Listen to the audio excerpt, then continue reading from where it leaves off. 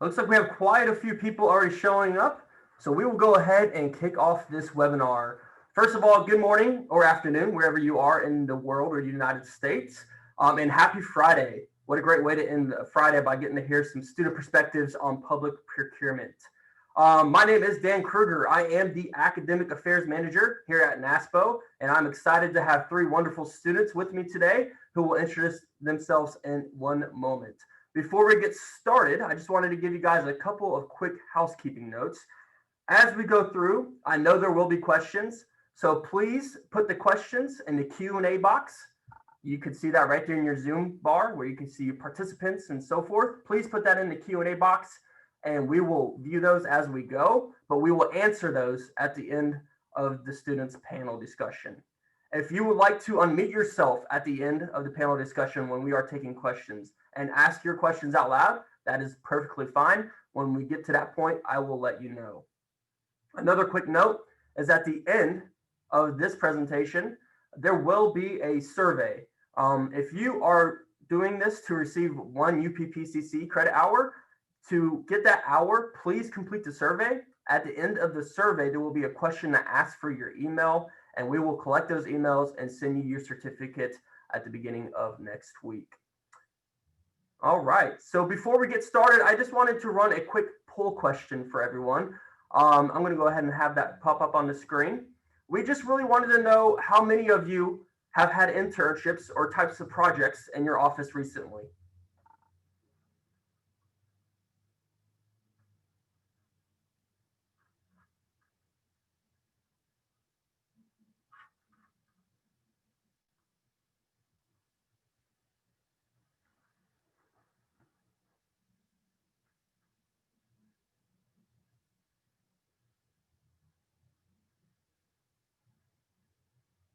All right, awesome.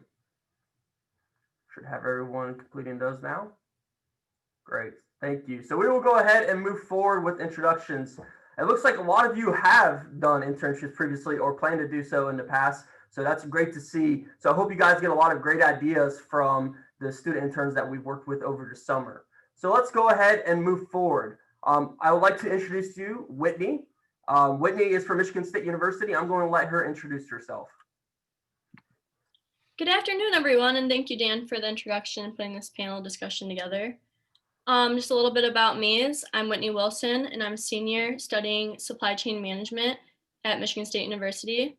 Go Green. I'm finishing up my undergrad and graduating this upcoming May. I was born and raised in Port Huron, Michigan, where I have some of my fondest memories with my family and friends. And over this past summer, I did a 5-week-long project-based internship with NASPO, where I worked with the research and innovation team. In my spare time, away from school and work, I love to travel, work out, and enjoy time with the people I love. And on this slide, you'll see my time spent in Thailand, where I'm representing my school. And this was all right before all this craziness happened with COVID, and it was back in December, and I wish I could go back. And overall, I'm just super excited to be on this call with you today and hope you enjoy this panel discussion. Excellent. Thank you, Whitney. Next up, we have Courtney, who is also representing Michigan State University. Courtney, will you please introduce yourself as well? Sure. Thank you, Daniel. Hello, everyone. My name is Courtney Polkowski. I am a junior supply chain management major at Michigan State University. I will be graduating in May of 2022. And fun fact, even though I am from Ann Arbor and I grew up there my entire life, I do bleed green through and through. A couple things I'm involved with at Michigan State. I am part of the executive board for Michigan State University's chapter of the Supply Chain Management Association. This is our undergraduate student organization for those who are a supply chain management major. I can talk about that a little bit more going forward. I'm also the career fair director for Michigan State Supply Chain Career Fair, which we will be hosting February 4th from 2 to 7 p.m. And again, I can elaborate a little bit more if anyone is interested in that as well. I am also the team lead for the Michigan Export Growth Program for the International Business Center at MSU. We provide pro bono international market research to small Michigan companies looking to either begin the export process or find new markets that they haven't potentially tapped into yet. And lastly, I am a student member for NASPO, and please feel free to connect with me below. Excellent. Thank you, Courtney. And then next up, we have Dinesh representing Arizona State University. Dinesh, will you please introduce yourself? Thank you, Dan. My name is Dinesh. I'm from India, an international student here at Arizona State University. I'm second year full-time MBA student. My concentration is supply chain management and business analytics. I'll be graduating in May 2021. I'm also VP of Business Analytics Association at ASU. And my role actually is connecting students with the leaders in the analytics field. During this summer, I interned with NASPO as a data analyst intern with the technology team. And these are my contact details. So if you wish to connect. Perfect. Thank you, Dinesh. And thank you to all of our students who are here participating today.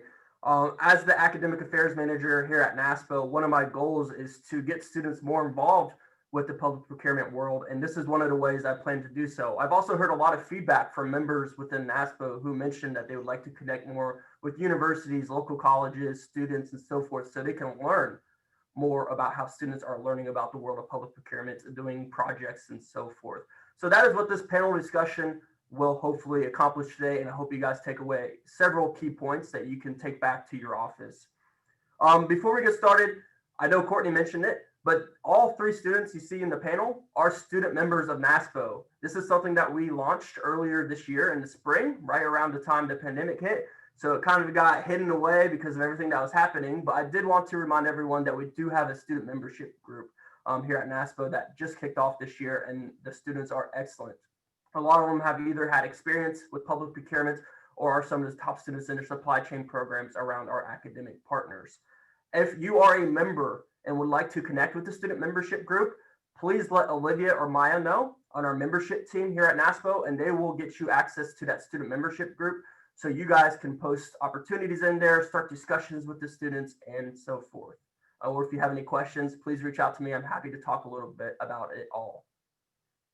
So without further ado, let's get started with the panel discussion. One of the first topics I wanted to cover in this panel was how students are discovering public procurement. We all know it's various across the nation. Some states and schools have courses in procurement, some don't. Some students are finding it through internships and more. So I wanted each student to kind of go through and talk about how they discovered the world of public procurement. So Whitney, will you please kick us off and talk a little bit about how you discovered the world of public procurement? Yeah, of course. So in my senior year of high school, I decided I wanted to go into business. And once I came to Michigan State University, I kind of had a struggle trying to decide which major I wanted to go into. But once I decided to go into supply chain management, I started to become familiar with the different roles I could take on. And from the get-go, I became interested with procurement-based role. And so I searched for internship opportunities to get experience within procurement. And so I used my networking skills on campus, especially at the career fair, to land myself an internship with Stryker to work in a purchasing procurement role in the New Jersey office, which was later unfortunately canceled due to COVID-19. But I knew I couldn't let that stop me.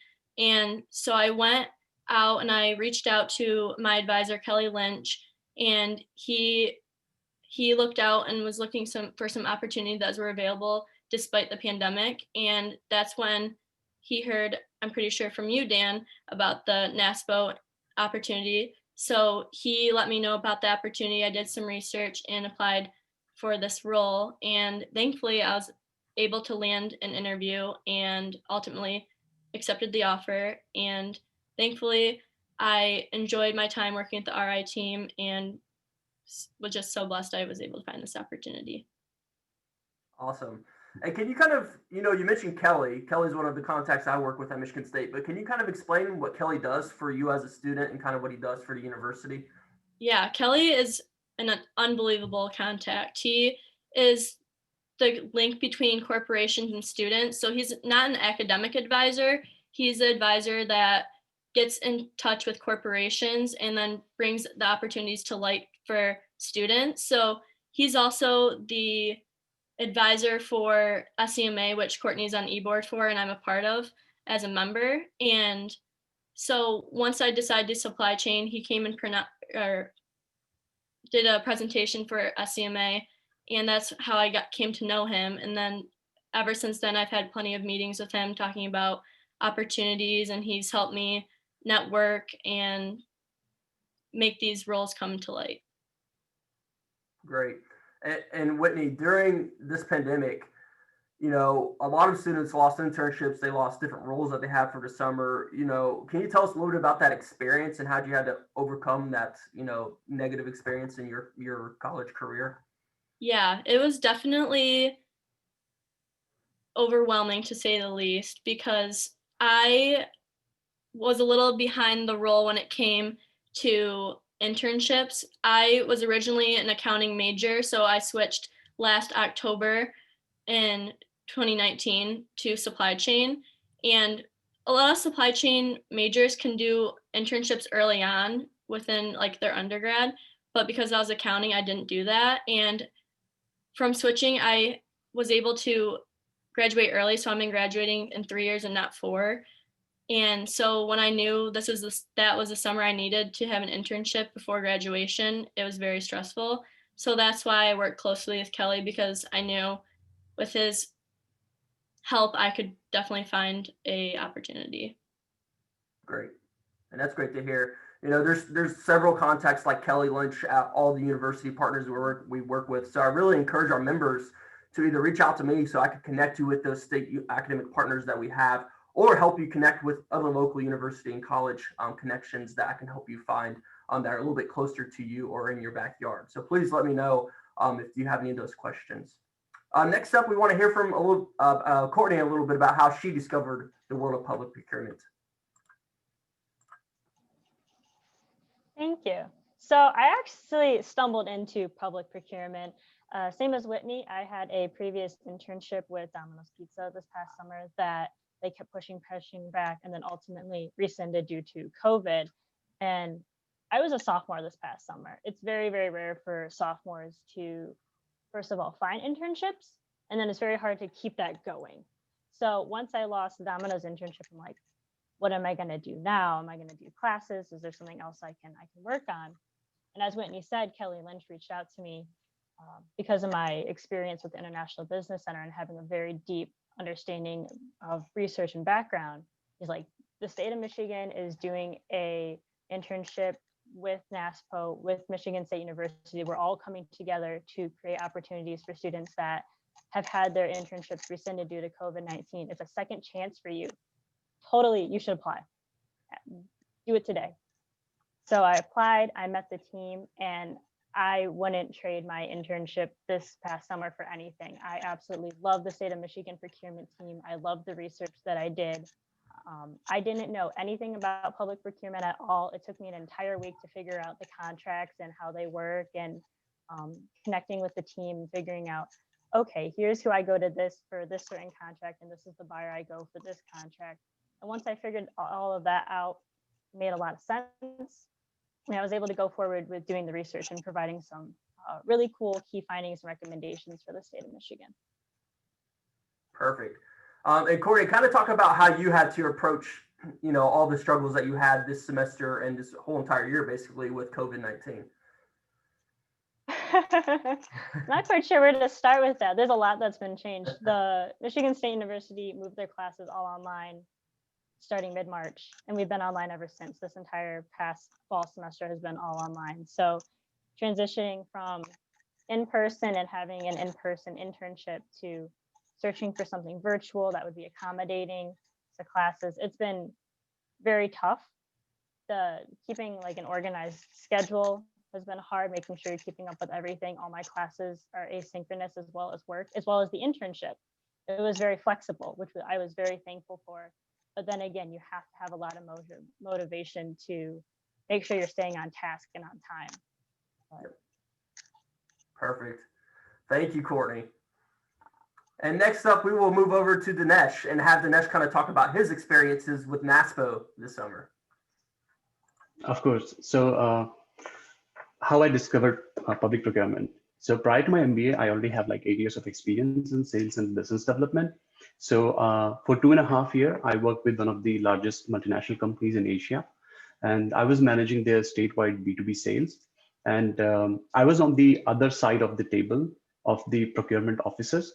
So although my involvement was more on a purchasing side, my interaction with those officials exposed me to the procurement in government organizations. That was my first exposure.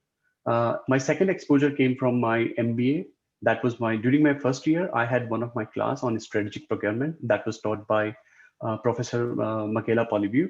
And in that class, one of my colleague gave a presentation on procurement in public sector. And I think that was my second interaction with public procurement. It was a small one, but I get to know about how public procurement actually works. And my third exposure was when I was looking for the internship for summer. NASPO reached out to our career service team for their internship opportunities. And then Olivia from NASPO Valley Point, she contacted me. And of course, when I was going through the internship interview process, I did a bit of research about the procurement, how those agreements works, how those contracts are actually formed, and what portfolio actually mean. So after that, I get to know about the public procurement in much detail, and that was my maximum exposure. And then I started working as an intern with NASPO, and there I got to learn about the different RFIs, RFQs, how a master agreement is formed, and how other states use those PAs to get their purchasing done through those master agreements. So that was my exposure to the public procurement. Great, perfect. Thank you, Dinesh. And there's been one common theme that I've seen amongst all three of our panelists about how they found out about public procurement, and that was opportunities. They found opportunities. They spoke with their advisors about opportunities. They really, took the next step, especially with the middle of a pandemic going on. They took that next step to find those opportunities, and I think that's really important to note, because the more opportunities we can provide for public procurement internships and so forth, the more opportunities we are to get more young professionals like the three we have on the webinar into the world of public procurement when they actually graduate. One question I have for all the panelists, and we'll start with Whitney, you could answer this question first, is another thing I noticed amongst all of your internships is that it was virtual. This was something that was new to not only public procurement professionals, but students this year. So can you just kind of talk about how that change kind of affected the way you went about your internship and kind of the methods you found that worked best for you? And we'll start with Whitney for this. Yeah, of course. Like Courtney said, my internship was kind of flexible too. So being an organized person, that's definitely something I had to stay on top of. I set goals and what I wanted to get accomplished each week to make sure that my project would be finished by the end of the 5 weeks.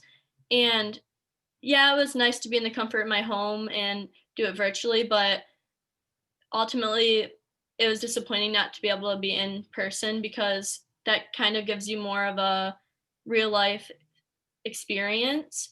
But my team was super supportive. They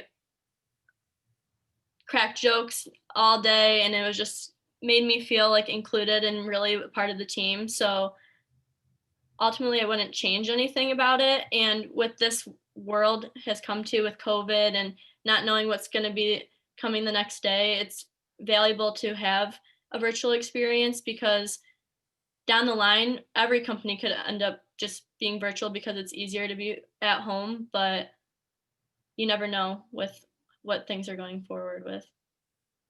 Awesome. Dinesh, do you want to answer that question a little bit about how the virtual internships kind of changed your approach to internships this summer?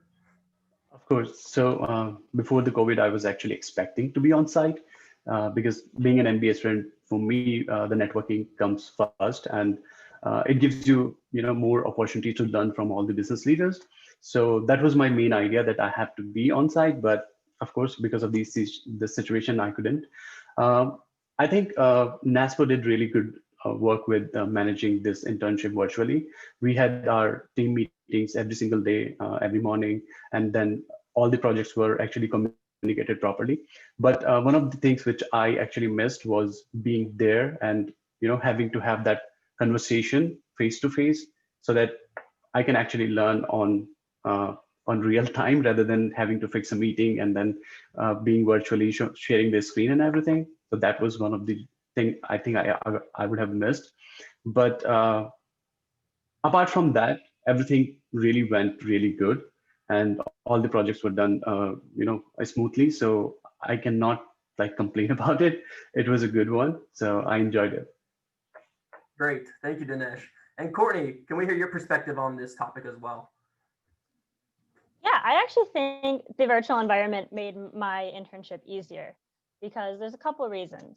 My internship was actually 2 in 1. I originally interviewed for, there was the technologies buying side and then the commodities buying side. And there were 2 different internships and projects. And I ended up working on both. And so because it was virtual, it was very easy to split my weeks. I would work with the technology team for the first half and then commodities for the second half. And I could easily switch between the projects and reach out.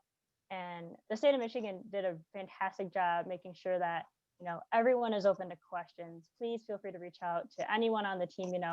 Even though you're a student intern, you can contact anyone you want.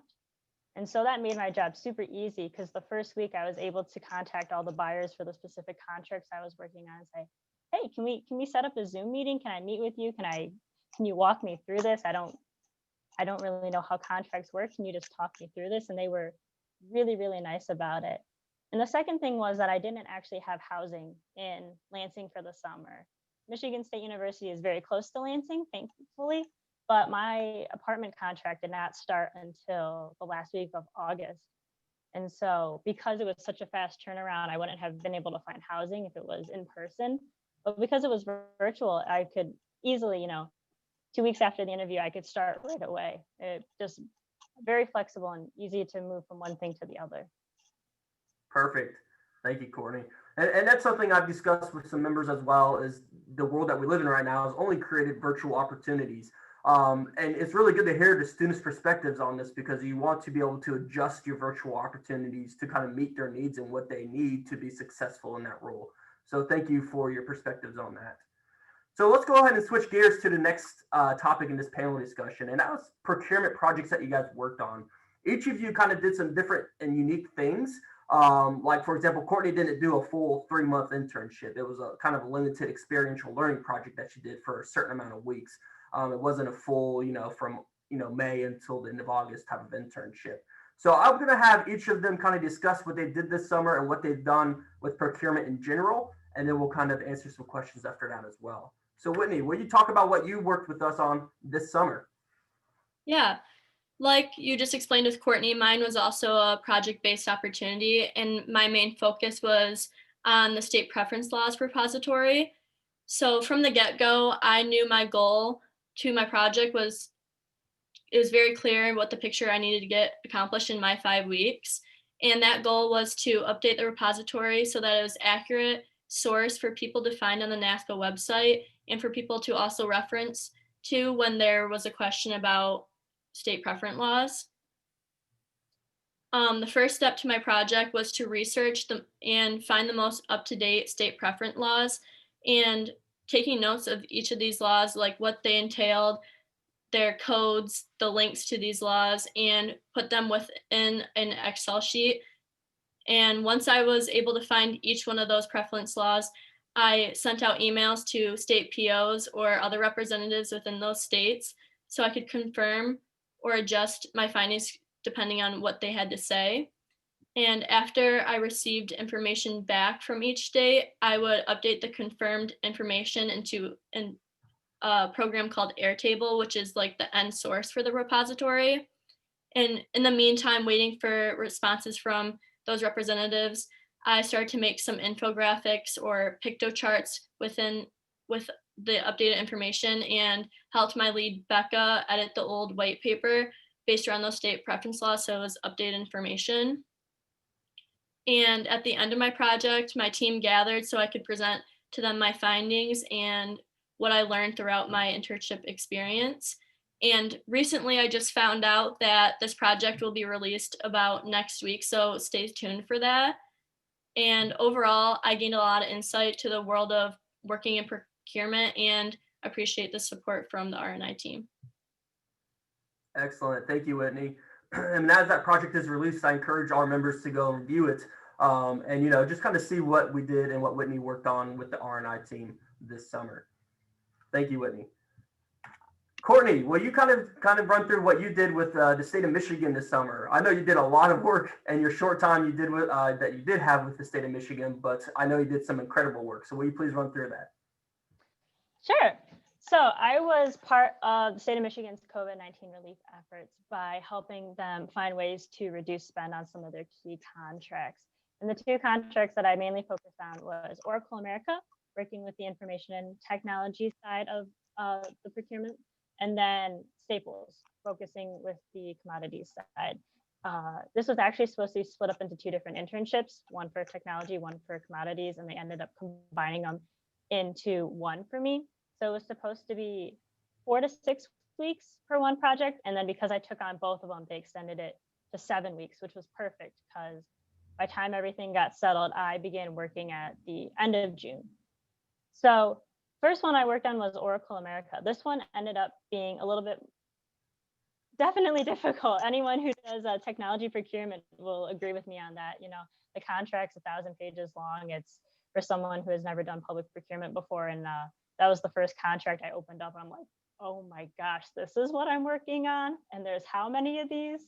But the internship was extremely heavily research based. It was the first one of its kind for NASPO to launch. They weren't quite sure if a student would be able to come in fully prepared to look through databases, be able to find information on other states' websites, and find recommended savings. And so Oracle America was definitely the most challenging one because first off, we had to establish what the state of Michigan's discount was. They didn't actually know. And so a quarter of my research for that was collecting and finding all the data on that contract alone. Where's the purchase reports? What are we actually spending? What are the list prices? And then the second part of that was researching through as many states as I could to see if they also had Oracle America contracts. What discount were they getting? Is it the same list price that we have? And overall, despite hearing that the state of Michigan, they thought they had the best price, they didn't. And so I was able to see, okay, the state of New York actually has a fantastic discount. Why is that? What are the external factors? Are there things that we can compare? Because comparing technology contracts is so difficult because they're all different, as many of you who work on those would know. And so figuring out, what can I compare? What are some things that you can bring to the table when you're negotiating this contract? Because to get savings from this contract would be absolutely key. And so in the end, I was able to find $400,000 worth of savings $3,000 worth of savings, overall $7,000 for the entire project that they could potentially use. And then I made an Excel spreadsheet. And when Oracle came back through the renegotiation process and said, this is the discount that we want to have overall, would you accept this? And I was able to run through my spreadsheet, pull that, stick that discount in and say, no, we'd actually be paying more if we use this discount. This is the right one that we should be getting in order to obtain savings through this next signing of the contract. The second contract I focused on was Staples. And this one was really fun for me because almost every state had a Staples contract. And so I was able to pull all of that data into one huge giant Excel spreadsheet and figure out, okay, the state of Michigan originally thought that they had the best pricing for all of this. And I found out, in a lot of cases that wasn't true. There was actually a lot of states that had fantastic discounts on certain things. Spending wise, they were spending less. And so I was able to throw that all into one spreadsheet, analyze that, summarize the data. And then I also looked at key market trends. I used a couple of different procurement databases for this to figure out, what are the trends?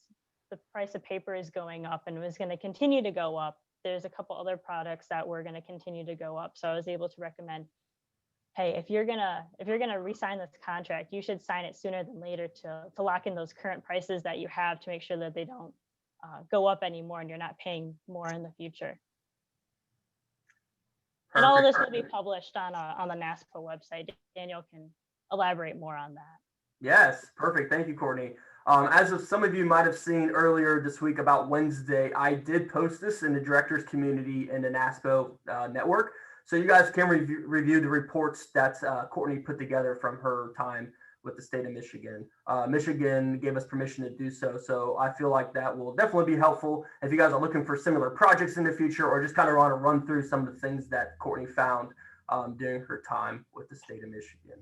Thank you very much, Courtney. Now let's move over to Dinesh. I know Jonathan loved having you on his team this summer working on data analytics for us. So Dinesh, can you please tell us a little bit more about what you did this summer? Of course. So this summer I worked on almost 6 projects with NASPO. So my first project was the contract requirement collection. It was actually about what Courtney has mentioned, reading all those master agreements and different contracts of NASPOs, collecting specific information from those contracts, and listing all those in a spreadsheet so that can be uploaded and then analyzed.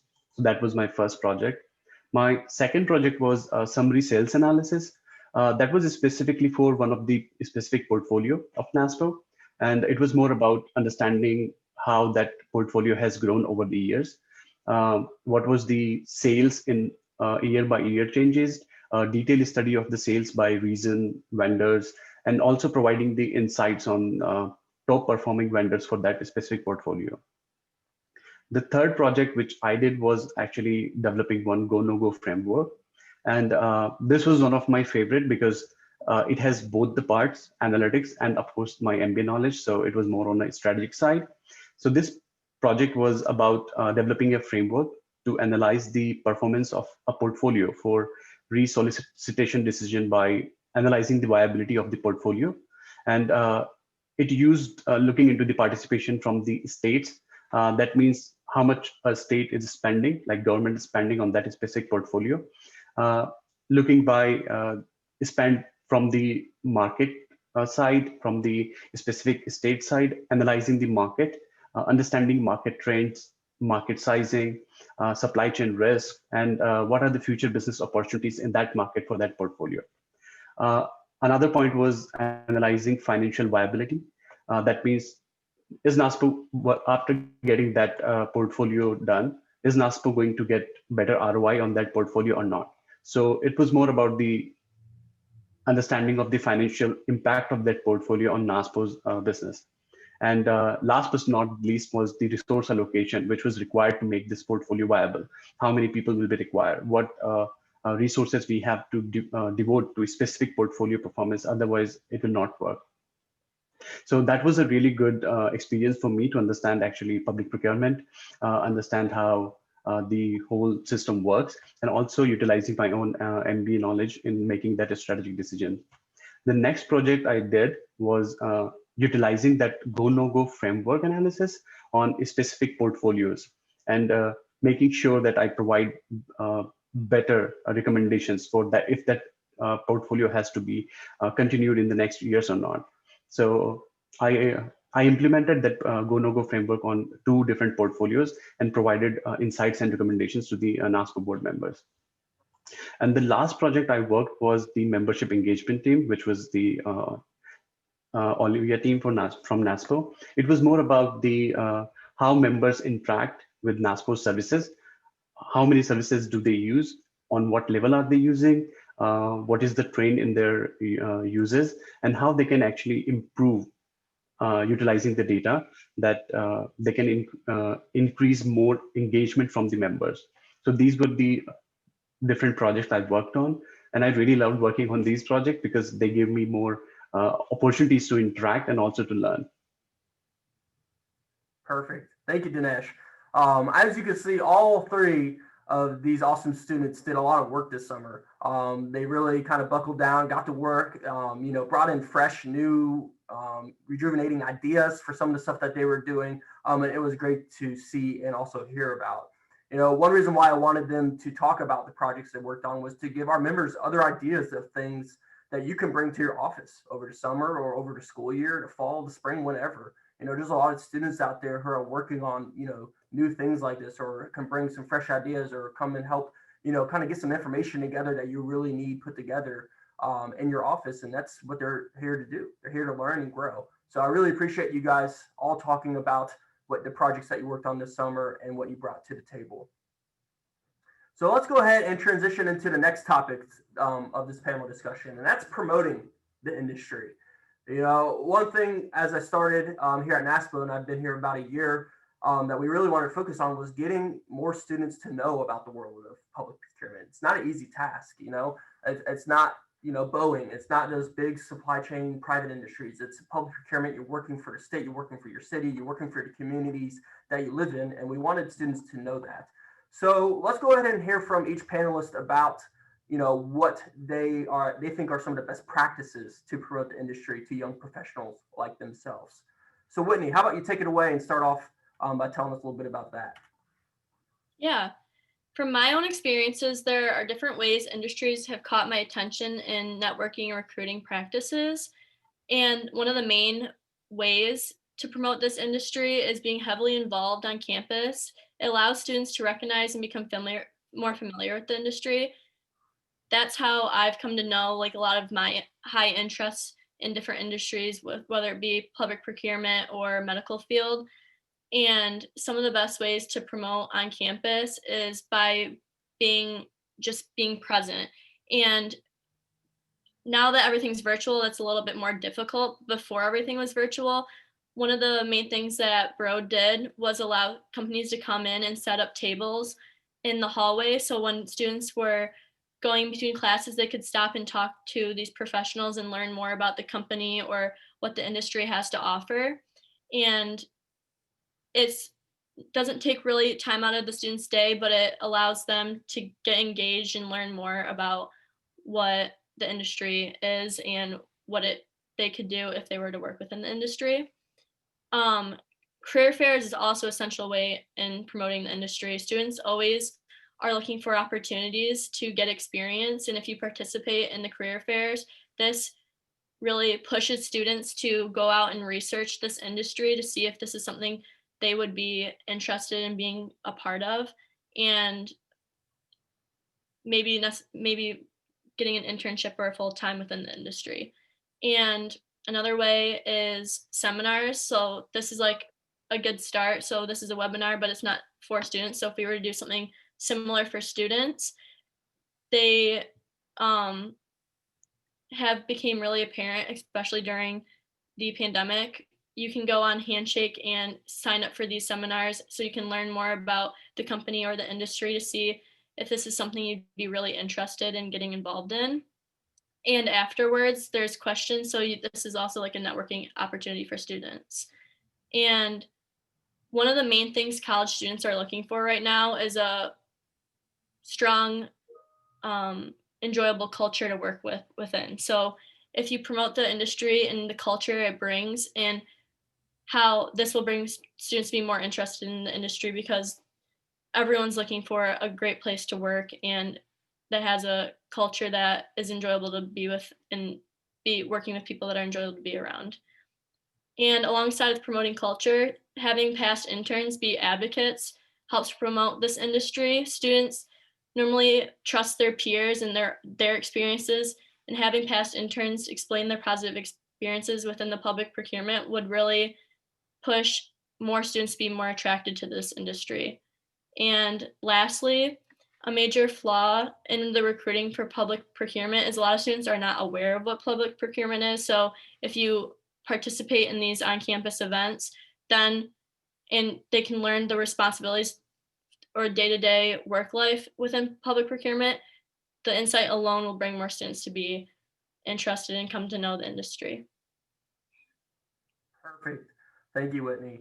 One of the ways that you mentioned on here is career fairs, hallway visits, promoting the culture, being involved on campus. And that's something that as an academic affairs manager, I really take pride in. I want to get more involved with all of our academic partners like Arizona State and Michigan State. So as I attend these events, of course, I'll be posting them in the community so members can see. And if you ever want to attend with me or you need help connecting with a local school or university, please let me know, because some of those ways that you mentioned at first are some of the key ways to really get visibility on campus. All right, and I know we've got some questions and some hands up. So what we're going to do is we're going to answer those questions at the very end. That way we give the panelists plenty of time to kind of go through their points, and they might even answer some of your questions as we go through some of the next key topics. But let's turn it over to Courtney to kind of talk about some of the best practices that she thinks are important to promote the industry to young professionals.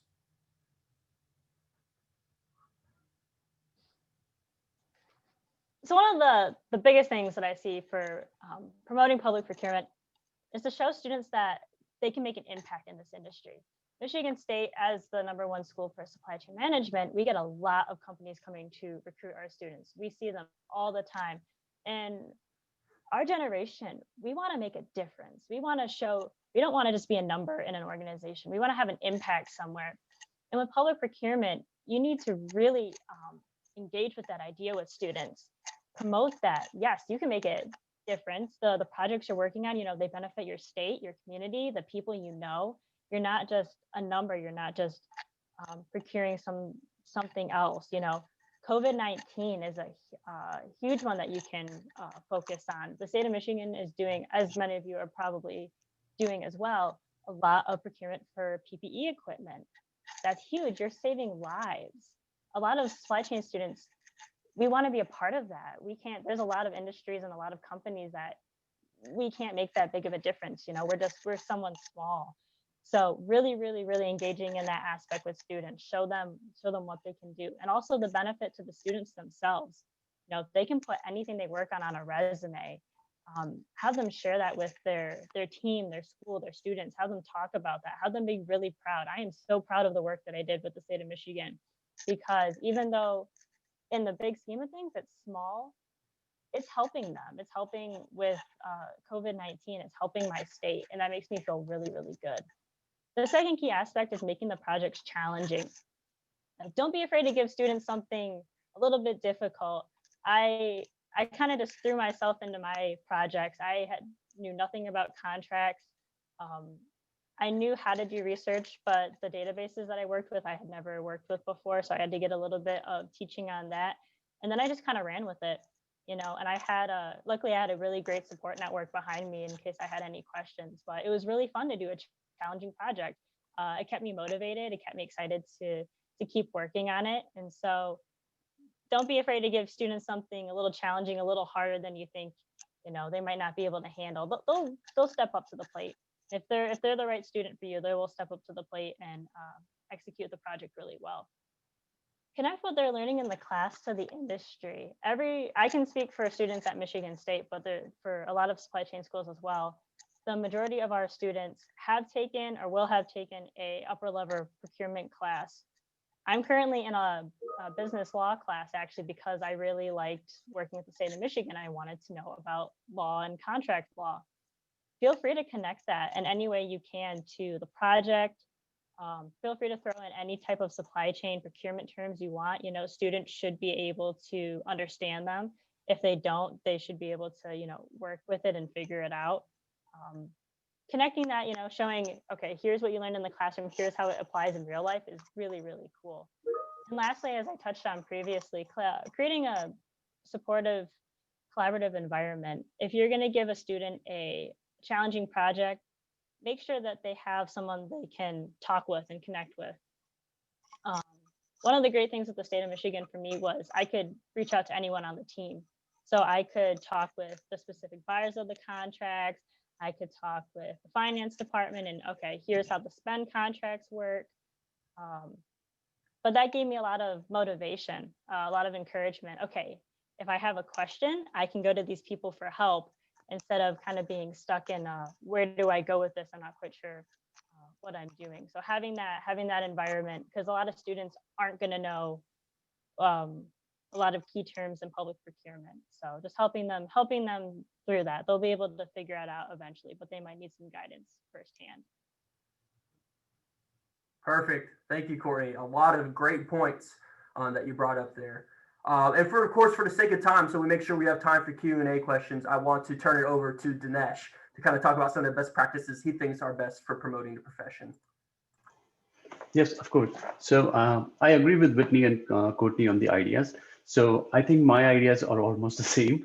The first one is awareness. It's when you want to promote something, you have to make people aware of what those things are. I think my first 2 points are actually the same almost. So it's not just about the public procurement, it's about what these people actually do. What is their role, how they contribute to your daily life, so that when you relate that to person on the personal level, it makes it impactful, right? So you can share those experiences, and that will help you and others understand what public procurement actually is. The second is increase the number of opportunities in the field. So I think this is the first time I have when I was doing the internship search, that was the first time I heard about any internship in public procurement space, and that's also because of the NASPO. So if I don't know about it, there's a high possibility that others also don't know about it. So you have to increase the opportunities. This another point is utilize this school-specific event, as Whitney mentioned. Go to those career fairs and talk to career service team. Promote on social media. Right now, that's like you can find all those students there. So that's the best way to promote yourself. Next is use the school relationship, your academic relationship, career service teams. They are the people who can actually help you not only promote, but also find the right talent for your organization. So that's another resource which you have. And most importantly, but not the last, is you have to actually tell them what is in that public procurement sector, what it's going to give them in general. So Courtney talked about the challenges. The current generation wants to have to see the impact what they are working on. So you have to show them that, okay, this, if you do this kind of project, or if you come into this public procurement, you will be able to contribute to this area. And with COVID-19, we have seen this, the not able to get the PPE on time, and how those supply chain professionals can actually help all those PPEs to reach to the general public on time. If you can show that relation, I think that's the best way to promote your public procurement. Excellent. Great points, Dinesh, especially the social media. That's something that's become very heavy for a lot of companies to use to get students attracted to the industry, as well as to promote the industry, so students even know it exists. So great points. So let's go ahead and move over into the last topic I wanted the students to talk about. And they've hit some of these points that they're going to mention here in a second already, and kind of led into it already. But I really wanted them to talk about ways to get students involved, not just promote the industry, but how to get them involved in your office or in the state office or whatever it might be. So we'll go ahead and turn it over to Whitney and let her kick this off. Like Dan said, getting students involved not only promotes the industry, but gets the students super involved. So like I mentioned before, having events on campus helps students get involved while they're finishing up their studies in school. Hosting events like a case study night not only will get students to know the industry better, but it allows them to get insight of real life examples of public procurement scenarios. Case studies are valuable because a lot of students are getting interviews where they utilize case studies, and so having those experiences within case study scenarios will help them in interviews and learn more about public procurement. Info nights also are another great way to get students involved. Info nights provide information to students about the industry and what opportunities the industry can provide. A lot of students really enjoy working during school just for either extra money or extra experience.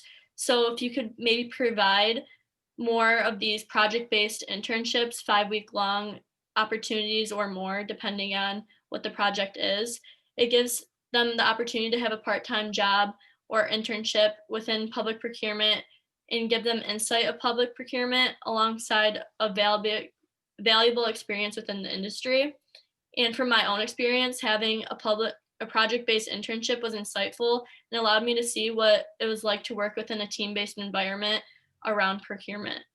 And lastly, kind of expanding off what I said earlier about seminars, most students like to participate in seminars that are relatable to their interests in business world, alongside of how the industry combats issues, for example, like how maybe NASPO or the state of Michigan is combating COVID-19 and everything that's going on with the pandemic. By hosting seminars, students can learn more about public procurement and become more interested in what the industry has to offer, and shows them job opportunities. And by showing them job opportunities, also show them how to apply and how they can get involved with public procurement by giving them those opportunities to apply. Excellent. Couldn't have said it better. Thank you, Whitney. And then, of course, we'll go over to Courtney and have her kind of talk about ways that she thinks getting students involved will help the world of public procurement. So the biggest thing that I could recommend is engaging with your supply chain management departments at your state's universities or with some of the top supply chain management programs in the country.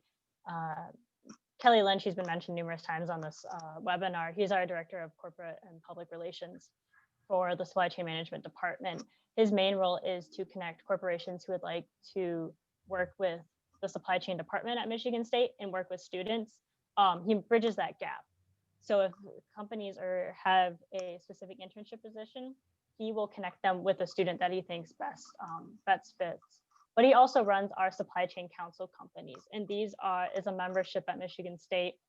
I forget how long it's for, but these companies get first dibs on presenting. We're the ones that we go to for our student organization. They're the ones we pick first when we have general membership meetings to present for us. They're the ones we reach out to first for case studies. They get first dibs on the career fair. Being a part of something like that at your local university, top universities, is crucial if you want to engage with the student population. The second is connecting with your university's chapter of the Supply Chain Management Association. Every university that has a supply chain program will have an undergrad student organization. And we have meetings every 2 weeks. The state of Michigan actually just presented last week at our general membership meeting. And so we are always providing opportunities for undergrad students to engage with companies. We invite them to do presentations on different topics. The one the state of Michigan presented on was, that entire meeting was solely on public procurement. So students at Michigan State know what public procurement is. They are fully aware of NASPO and of the state of Michigan and all the opportunities that exist there.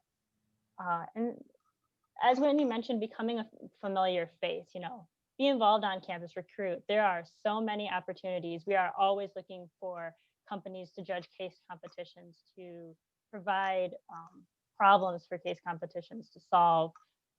The career fairs. If you are interested in Michigan State's career fair or any of the university's career fairs, please feel free to reach out to me. More than happy to provide you any information on that as well. Market your brand. The picture I actually have here is our SCMA club that took a state of Michigan procurement. They got a whole tour. They absolutely loved it. They kept raving the whole year about the event. So great way to get involved with students on campus. Perfect. Thank you, Courtney. And then, of course, Dinesh, we would love to hear what Arizona State and what you think are some of the best ways to get students involved. Of course. So in my opinion, to get the student involved, the first thing will be the hand-on practices, the way Whitney and Courtney actually talked about. Give them the challenges, like, organize case challenges in your own sector. We are not even talking about going to the school and then organizing there. Have those independent case challenges and then promote them. Have specific projects for students to work on. In this way, what you can do is you can come up with a small project for your own self and just say, okay, this is the project, who wants to do it? Because there are many consulting organizations and also different student organizations in different schools, which actually promote students to do these projects so that they can be more familiar with the area like public procurement. Second part is collaborate with the universities. I have seen in my public strategy procurement class, we had Point B Consulting, came up with their own consulting project, and then they gave that project to us to work on. That was a real life project, and it gave us more insights. Create those projects, come up with small lectures and collaborate with the professors in the university. Give that a small lecture for public procurement. That will give more insights into public procurement, and students will be able to learn more about the public procurement from the experts who are actually working in the field. Next is sponsored events. There are different organizations, graduate organizations, undergrad organizations. Sponsor those events with these organizations. That way, it will not only give you opportunity to market yourself, but also to interact with all those students who attend those networking events. Another point I'll say is the providing the competitive financial benefits. Most of the people or students who wants to work in corporate life, they are looking for something apart from the impact they can make. They want to have a specific status. And of course, this is being more on a financial side, but there are other benefits which you can provide, and let them know what are the benefits. If they know about all these benefits, there's a possibility that they will come looking forward to public procurement. And when we talked about the projects, I was really fortunate to work on the challenging projects which NASPO has given me, and the project which I actually liked.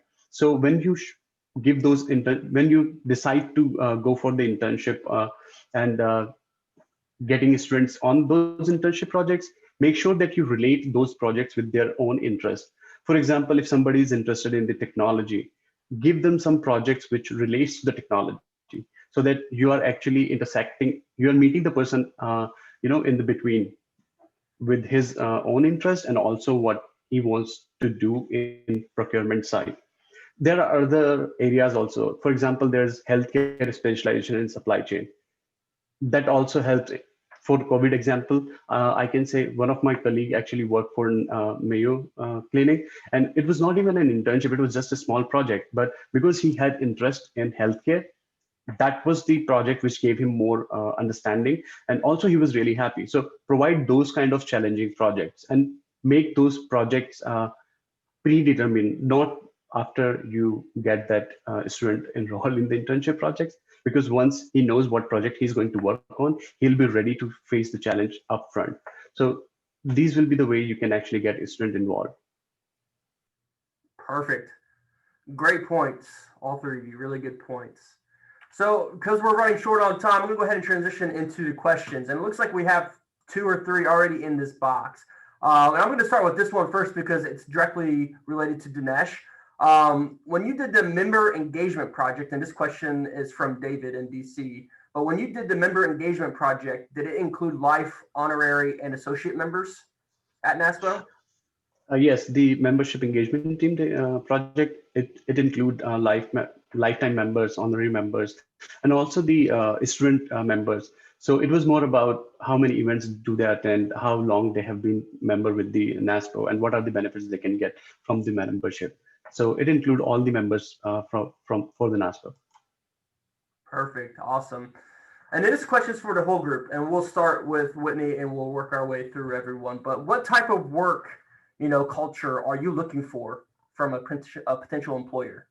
And Whitney, go ahead and start that off. What I'm personally looking for is like an inclusive culture, someone who may be team-based, where I can reach out and feel comfortable with working with other people and not feeling like I have to just kind of push through and bulldoze through the work by myself. If I have a question, I'm concerned about something, I would really like to work with a team environment and feel inclusive and positive, like positive vibes, I guess. I want to, that's mainly what I'm looking for at least, but also a challenging work area. So not where I'm just going through the motions, getting work done, but something that's challenging me and making me feel like what I'm doing is worthwhile and pushes me to be the best I can be, not just working to work, basically. Excellent. Thank you. Dinesh, let's turn it over to you and hear your thoughts on this question. What type of culture are you looking for? Of course. I think I agree with Whitney. It's more about like collaboration, open to communicate and share your own thoughts. So that culture gives you opportunity not only to just work on the projects, but also to learn from the experts who are in the field. So I totally agree with it. And also with the challenging projects, because if you do not have the challenging project, if that hunger inside you is not fulfilled, then you will never be able to enjoy the environment. So the balance between these two actually goes really well. So I totally agree with Whitney. Perfect. Thank you, Dinesh. And of course, Courtney, what are your thoughts on this?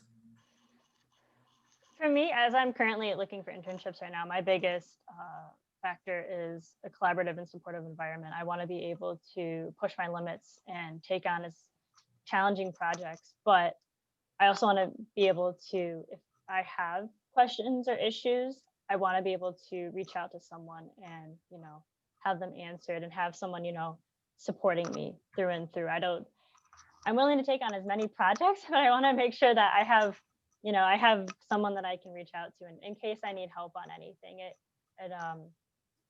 really helps with everything. I'd also like a high level of technology used. I'm looking for something that revolves around, statistical, analytical, anything that you're using Tableau, our programming language, Alteryx, any of the kind of higher level software programs that would be something I would be most interested in.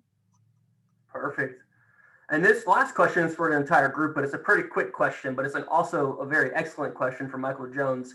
Knowing what you know now, would either of you consider accepting a job offer from your state procurement office if a position is available? And Whitney, we'll start with you. So right now I'm in the recruiting process for full-time since I'm graduating in May. So if the opportunity was available, I would definitely interview and look more into it. My role with NASPO this summer was more on like the national level, not a state level. So I definitely would talk to Courtney about her experiences or other people within the state level to learn more about that. But yeah, I would be open to an opportunity in the midst of my recruiting process. Excellent. Thank you, Whitney. And then we'll go back to Dinesh. Dinesh, knowing what you know now, would you accept the opportunity? Yeah, that's an interesting question because being an international student, I think opportunities are limited. But I'll still say that after this internship, I get to know more about public procurement and, of course, the impact it can have, not only on me, but also what impact I can have on general public. So that makes it more productive for me. And so I'll say yes, I'll be open to getting that position. And yes, I mean, it will be really interesting to work in the area where actually you can have both of your hunger fulfilled. So that will be a good idea. Thank you. Awesome. Thank you, Dinesh. And then Courtney, what are your thoughts on this question? Absolutely. I have actually already talked to the state of Michigan about if they had any opportunities. I would love to go back as a student buyer with the state of Michigan. I'm also currently, as I said, looking for internship opportunities. I've looked out to some private companies as well. So if I were not to directly go back to the state of Michigan next summer, I would like to find some companies, really get some heavy technology knowledge and use, and then eventually bring that back to whatever state procurement agency I would be looking into. Perfect. Thank you so much.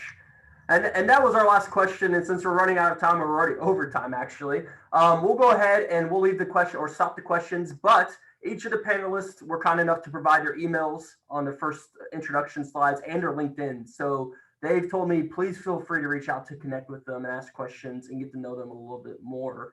And of course, this PowerPoint presentation will be posted in the community. So you can go back through the PowerPoint if you want to find some more information or pull information from what we've talked about today. One of the last slides I have was just on the way to connect with me here at NASPO. Like I said, I'm always connecting with students and the university partners and helping other members connect with their local universities and colleges. So please reach out to me. You'll find some awesome resources on our academic initiatives website right there at naspo.org. So please check those out. And then, of course, there is my email if you want to talk about recruiting opportunities, internships, or learning projects, or some of the new things that are happening with virtual internships. So please feel free to reach out to me. And last but not least, I just want to thank everyone who attended, including our three awesome panelists from Arizona State and Michigan State, Courtney, Dinesh, and Whitney. Thank you for taking the time out of your busy schedules at your university and, of course, midterms and so forth to be with us. Some of the final notes I just want to make real quick before we log off is please fill out the survey at the very end, especially if you want to receive that one UPPCC credit hour. At the very end of that survey, there will be an email that you can put in, and we will send a certification or a certificate to each of those emails that were provided from the survey. And then, of course, if you want to connect with our student community that is right there in the NASPO network, please let Olivia, Maya, or myself know here at NASPO, and we will get you set up so you can connect with students in that community. Thank you all very much once again for attending. I hope you all stay safe, stay healthy, and have a very happy holiday season. And don't be afraid to reach out to me if you have any questions. Thank you very much, everybody.